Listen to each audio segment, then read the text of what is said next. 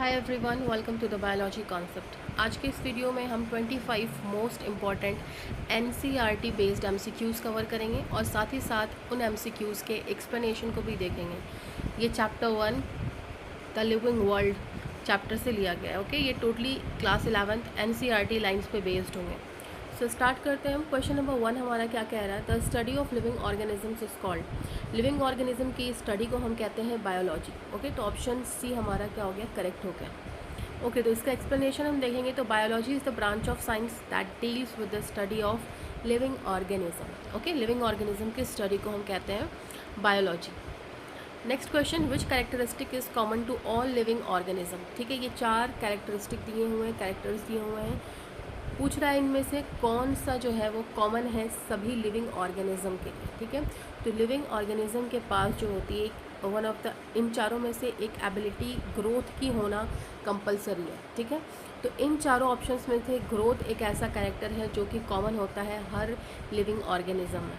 Okay, तो growth is the characteristic of all living organism although it alone can not define life. ठीक है, यहाँ पे ध्यान देने वाली और एक ट्विस्ट पॉइंट ये है कि ग्रोथ एक कैरेक्टरिस्टिक तो है लिविंग ऑर्गेनिज्म का, लेकिन अकेले ही सिर्फ ये लाइफ को, कोई ऑर्गेनिज्म लिविंग है उसको डिफाइन नहीं कर सकता।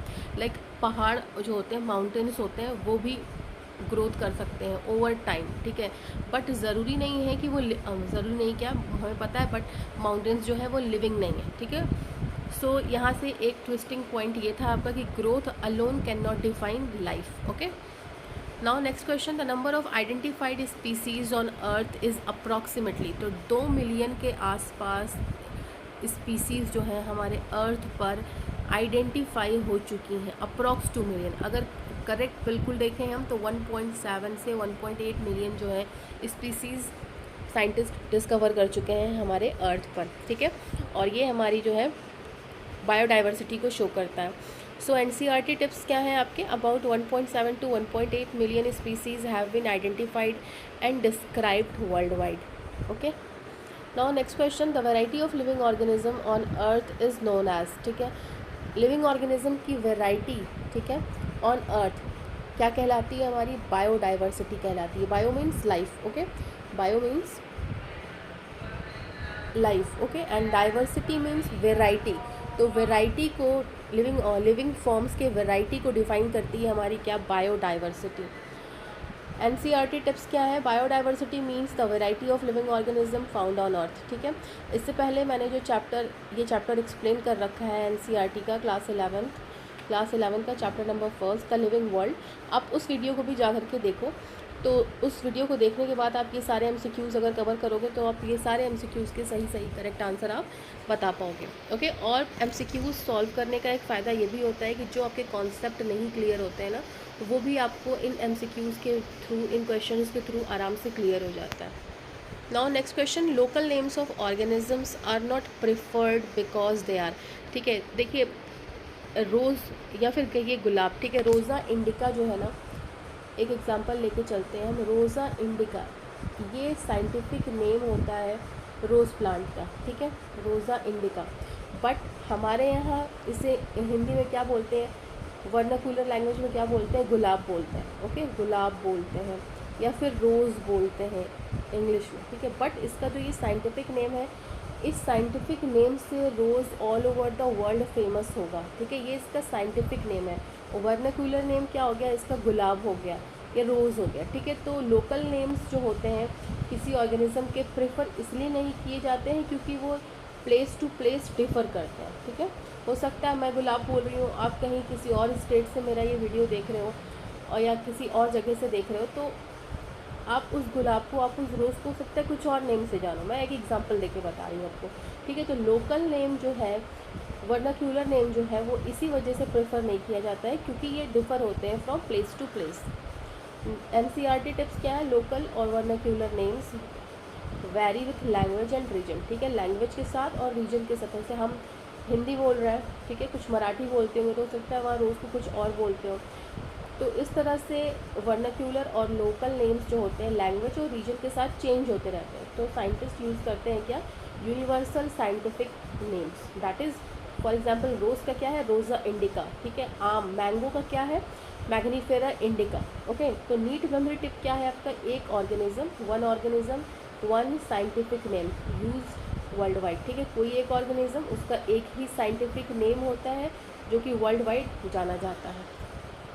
Now next question, scientific names are written in. ठीक है, तो याद रखिए इस चीज़ को, ये बहुत इंपॉर्टेंट क्वेश्चन है। साइंटिफिक नेम्स जो होता है किसी ऑर्गेनिज्म का, वो हमेशा लैटिन लैंग्वेज में लिखा जाता है। ओके, ऑप्शन सी हमारा करेक्ट हो गया। एनसीईआरटी टिप क्या है? Scientific names are written in Latin और are latinized, so they are accepted universally. Okay, NEET memory tip क्या है? Scientific name equals to Latin language equals to universal.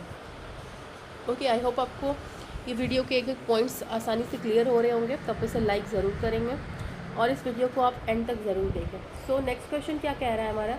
Scientific names are based on. तो scientific names जो है वो based है हमारे binomial nomenclature से। ऑप्शन बी हमारा करेक्ट हुआ। ठीक है, बायोनोमियल नोमेनक्लेचर किसने दिया था? लिनस ने दिया था, कार्लस लिनस ने दिया था।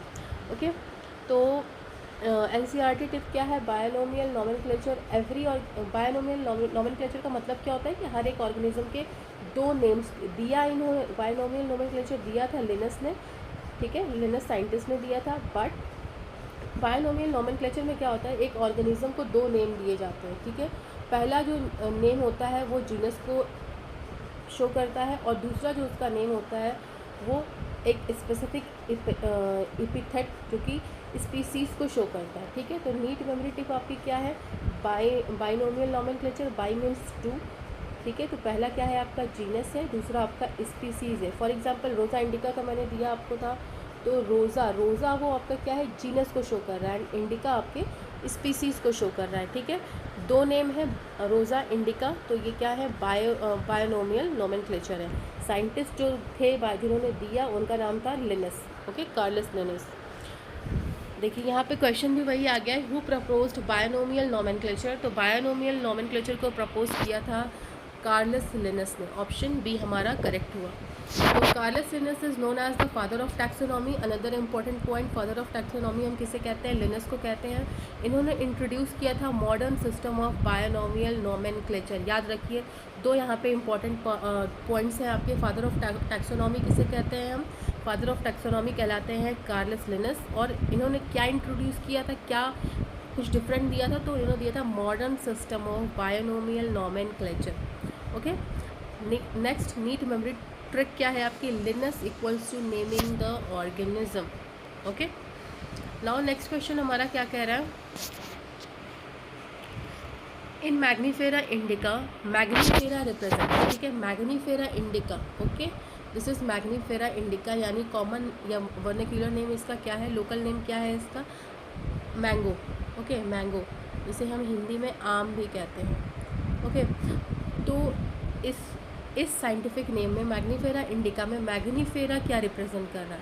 ठीक है, तो मैग्नीफेरा रिप्रेजेंट कर रहा है आपकी जीनस को। पहला नाम जो होता है वो आपका जीनस शो करता है, ये कैपिटल लेटर से लिखा जाता है। ठीक है, दूसरा जो नाम होता है आपका, दूसरा जो वर्ड होता है वो स्मॉल लेटर से रिप्रेजेंट होता है और ये स्पीसीज़ को रिप्रेजेंट करता है। Okay, so I hope next time अगर आपसे कोई किसी भी चीज़ का नया साइंटिफिक नेम दे करके पूछे कि जीनस क्या है, स्पीसीज़ क्या है, तो आप उसको बताने में गलत नहीं करोगे। ओके, एक्सप्लेनेशन इसका क्या है? NCERT tip, in a scientific name the first word is the genus. Okay, like Mangifera is genus, always start with a capital letter. ठीक है, नीट मेमोरी टिक क्या है? First name equals to genus equals to capital letter. Now question number 10, in Mangifera indica, indica is the. ठीक है, Mangifera indica में indica आप क्या represent कर रहा है? मैग्नीफेरा आपकी जीनस को रिप्रेजेंट करता है एंड इंडिका आपकी स्पीसीज़ को रिप्रेजेंट करता है। ठीक है, जीनस कैपिटल लेटर से लिखा जाता है, स्पीसीज़ स्मॉल लेटर से लिखा जाता है। ओके, तो यहाँ पे इंडिका की बात कर रहा है, तो इंडिका जो है आपका क्या है? स्पेसिफिक एपिथेट है। ठीक है, या फिर स्पीसीज़ है। स्पीसीज़ यहाँ ऑप्शन में नहीं है। ओके, तो ये क्या है? स्पेसिफिक एपिथेट है। एक्सप्लेनेशन अगर हम इसका देखें तो क्या है? The second word of a scientific name is the specific epithet and is written in lower case. Okay, NEET memory tip क्या है आपकी? Second name equals to species equals to specific epithet or it is written in small letter. Question number 11, scientific names are printed in. तो scientific names जो होते हैं वो print होते हैं हमारे इटैलिक्स में। ओके, आप मैंने आंसर बता दिया, बट आप वीडियो यहाँ पे पॉज करते अपना आंसर चूज़ करते, उसके बाद देखते आपने सही बताया है कि नहीं। तो साइंटिफिक नेम जो है वो इटैलिक्स में प्रिंट होते हैं। एनसीईआरटी टिप क्या है, scientific names are printed in italics when handwritten. जब हम इसे हाथ से लिखते हैं तो both words are underlined separately, दोनों ही वर्ड्स को, लाइक मैग्नीफेरा इंडिका, ठीक है। तो this was the your scientific name of mango. तो अगर हम इसे हाथ से लिख रहे हैं, हैंड राइटिंग में लिख रहे हैं, तो हम इन दोनों को सेपरेटली अंडरलाइन ज़रूर करेंगे, ठीक है। ये बायनोमियल नोमेनक्लेचर का रूल है। अगर आप हायर लेवल पे जाओगे, मास्टर्स करोगे या बैचलर्स करोगे, तो अगर आपने एग्जाम्पल दिया, उसमें पूछा गया और आपने उसे अंडरलाइन नहीं किया ना, तो ये आपका जो आंसर होगा वो आप कंप्लीट नहीं माना जाएगा। सो नीट मेमोरी ट्रिक क्या है यहाँ पे, print equals to italics. Printing जो होगी बुक्स में वो इटैलिक्स में होगी, और अगर हम हैंड राइटिंग कर रहे हैं, हैंड रिटन है, तो उससे हम सेपरेटली अंडरलाइन करते हैं। Question number 12, while writing a scientific name by hand it should be, ठीक है। मैंने प्रीवियसली आपको बताया कि जब हम साइंटिफिक नेम लिखते हैं हाथ से या हैंड राइटिंग में, हैंड रिटन जब होता है साइंटिफिक नेम, तो उससे हमेशा हमें अंडरलाइन करना चाहिए सेपरेटली। Okay, separately. देखिए यहाँ पे एक चीज़, यहाँ पे आपको अलग अलग दोनों को, स्पीसीज़, जीनस को एंड स्पीसीज़ को अलग अलग अंडरलाइन करना है, ये नहीं कि आपने एक साथ करना है। ओके, नाउ इसका एक्सप्लेनेशन क्या है, if a scientific name is handwritten the genus and the species names are underline separately. NEET memory trick क्या है,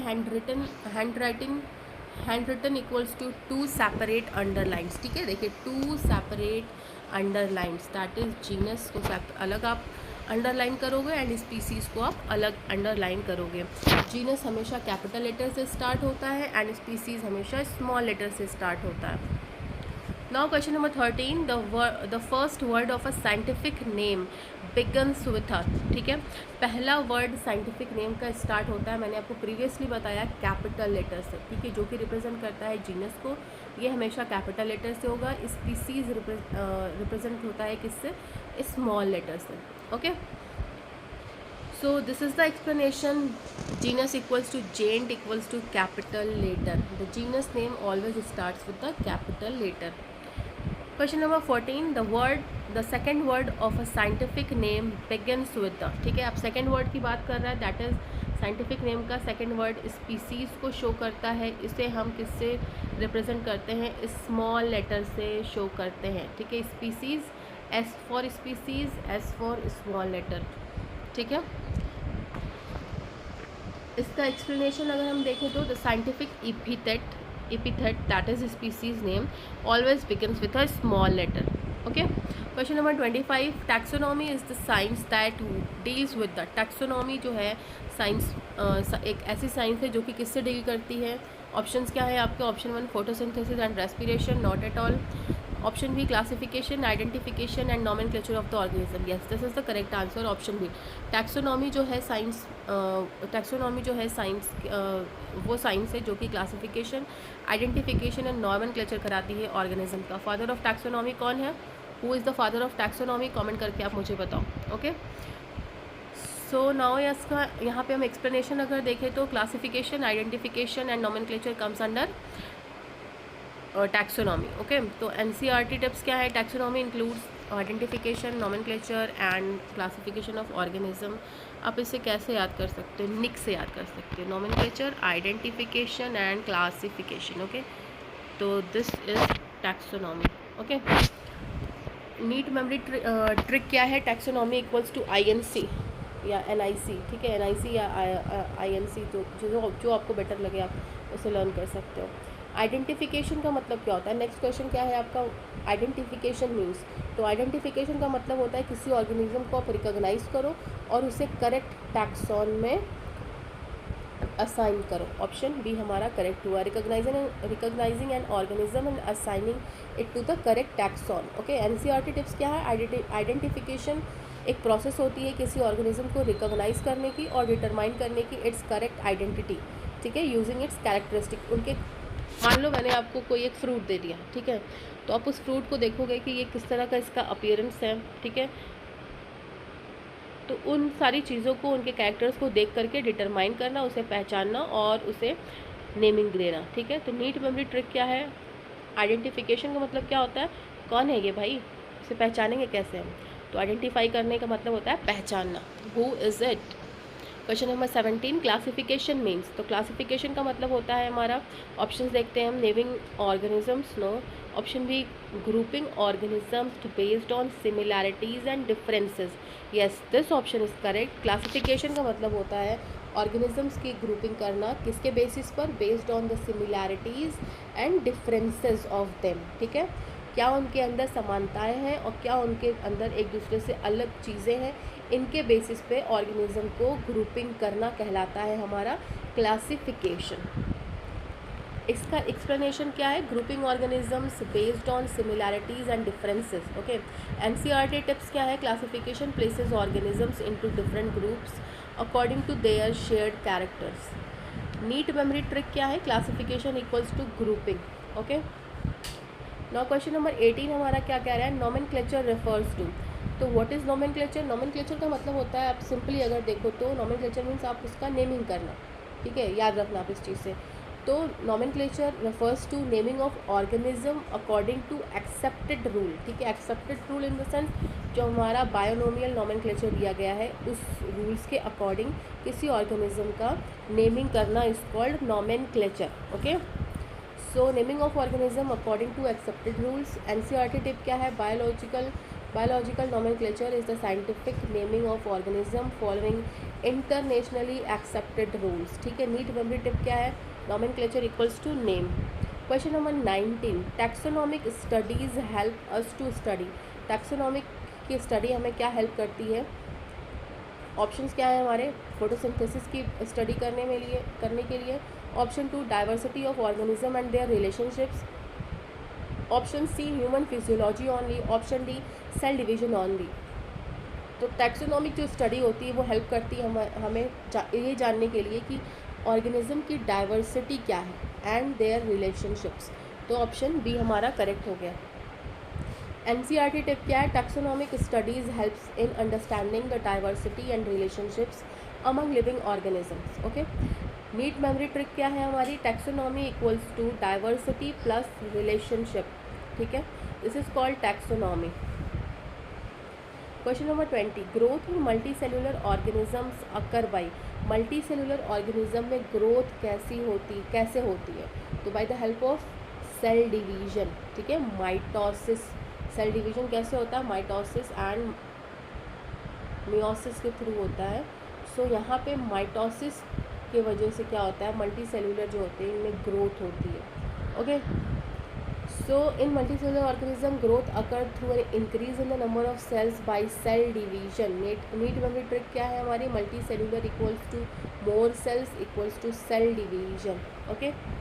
question number 21, increase in the body mass and number of individuals is called. Body mass का बढ़ना और number of individuals का बढ़ना क्या कहलाता है हमारा? रिप्रोडक्शन, ग्रोथ कहलाता है, ओके। ऑप्शन बी हमारा करेक्ट होगा। एनसीईआरटी टिप्स क्या है? Growth is an increase in the body mass and number of individuals in multi cellular organism, it occurs through cell division. NEET memory trick क्या है हमारी? Growth equals to increase in the size plus mass. Question number 22, which of the following is not a defining property of living organism, ठीक है। आप इन चारों में से किसी भी कैरेक्टर्स के बेसिस पर, चारों में से किसी एक कैरेक्टर्स के बेसिस पर किसी ऑर्गेनिज्म को लिविंग ऑर्गेनिज्म नहीं डिफाइन कर सकते। वो कौन सा फीचर है, वो कौन सा कैरेक्टर है? तो वो है आपका ग्रोथ, ओके। सिर्फ और सिर्फ ग्रोथ की बेसिस पर आप किसी ऑर्गेनिज्म को लिविंग नहीं डिफाइन कर सकते हो, ओके। किसी ऑर्गेनिज्म का लिविंग होने के लिए उसके अंदर कॉन्शियसनेस भी होनी चाहिए, मेटाबॉलिज्म भी होना चाहिए, रिप्रोडक्शन भी होना चाहिए एंड देन ग्रोथ भी होनी चाहिए, okay. So growth alone is not a defining property of life, ठीक है। यही नीट मेमोरी ट्रिक में यहीं पे आपको बता रहा है कि growth alone is not a defining characteristic of life. तो लाइफ के लिए क्या चाहिए हमें? कॉन्शियसनेस चाहिए, मेटाबॉलिज्म चाहिए. Okay, is a defining feature. Two most important defining feature for life.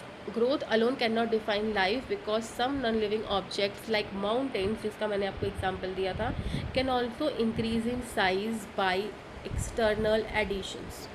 Okay, question number 23. Metabolism is defined as.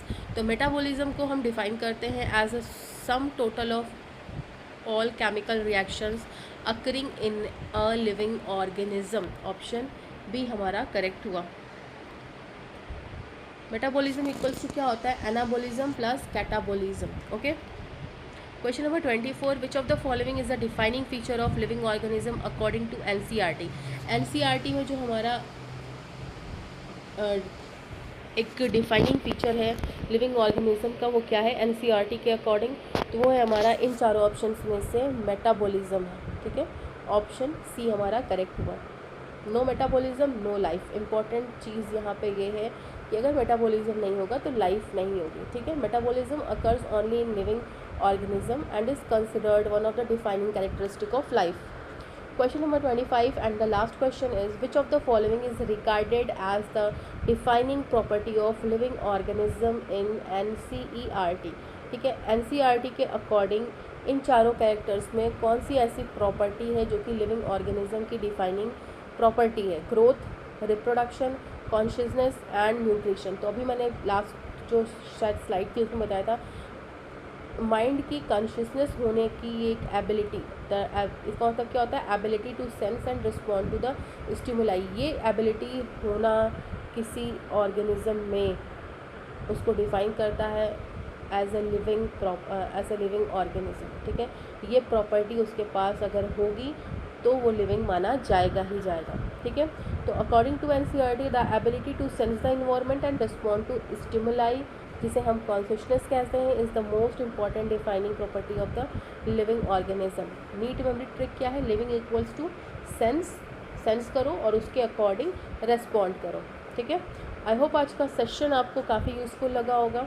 आपको सारे क्वेश्चंस जो हैं वो ईजिली समझ आए होंगे और आपने आंसर भी अच्छे से किया होगा. अपना स्कोर मुझे ज़रूर कमेंट करें. आपने 25 क्वेश्चन में से कितने क्वेश्चन सही किए, कितने क्वेश्चन गलत किए, आपको क्या पॉइंट समझ आए और आपके पहले से क्या पॉइंट्स क्लियर हो गए. ठीक है, वैसे मैं आपको सजेस्ट करूँगी कि ये वीडियो कंप्लीट करने से पहले आप इस चैप्टर वाले वीडियो को पूरा देखो, उसके एक्सप्लेनेशन को अच्छे से जानो, उसके बाद ये क्वेश्चंस करो. बट फिर भी आपने कर लिया है, अगर आप एंड तक आए हो तो अपना स्कोर ज़रूर कमेंट करना. ओके.